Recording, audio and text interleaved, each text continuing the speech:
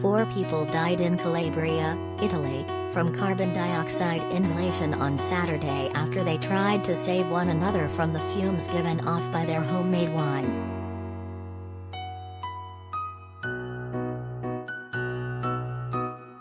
Two brothers, Giacomo and Valerio Scofano, 70 and 50, and father and son Santino and Massimo Carnevale, 70 and 45, died from inhaling the gases produced by a vat of fermenting grapes in the cellar of their home in the hamlet of San Michele.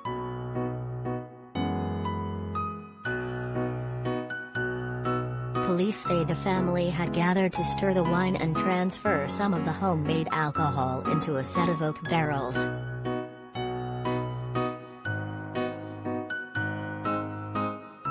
Valerio Scofano had been making the wine at home while under house arrest for the crime of stalking, according to the police.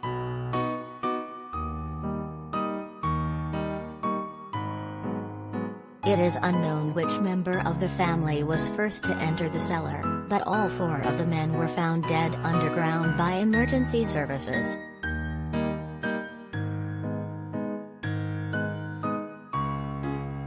A 36-year-old woman, thought to be the daughter-in-law of one of the men, was responsible for raising the alarm before she too fell unconscious from the fumes.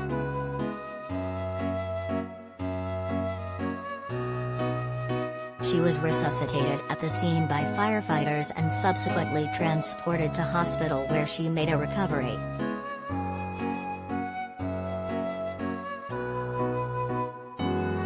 Fermentation is the process that turns grape juice into wine.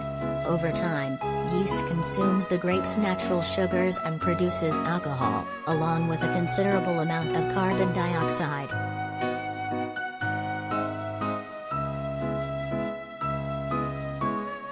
According to Professor Roger Bolton of University of California, Davis, carbon dioxide produced from the winemaking process is 5 times more concentrated than planes and cars, with 1 liter of fermented grape juice producing 60 liters of carbon dioxide.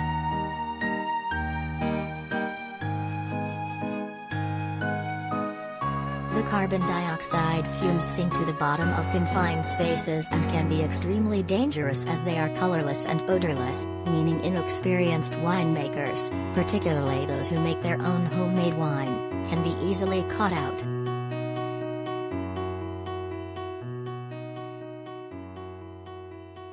The Carabinieri reported that 3 of the men were found in the cellar by the grape juice fermentation tank, while another was found in the collection room where the wine is transferred into oak barrels.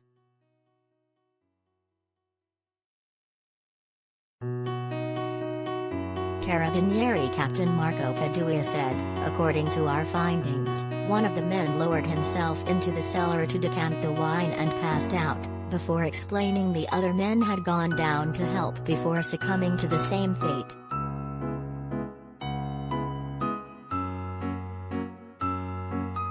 Prosecutor Pier Paolo Bruni said that an investigation into the deaths of the winemaking family was underway, and told reporters that their winemaking environment lacked sufficient air ventilation.